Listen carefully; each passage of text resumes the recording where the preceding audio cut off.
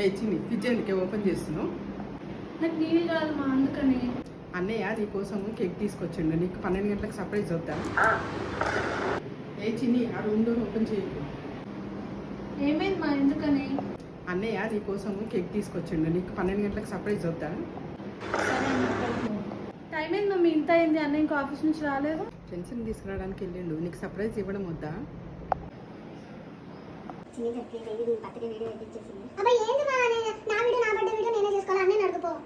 వాడు ఏం చేస్తాడే, వాడు రూమ్ డెకరేషన్ చేసిండు, నీకోసం కేక్ తీసుకొచ్చిండు, ఫ్రెండ్స్ని తీసుకొచ్చిండు, ఇంకేం చేస్తాడు చెప్పు.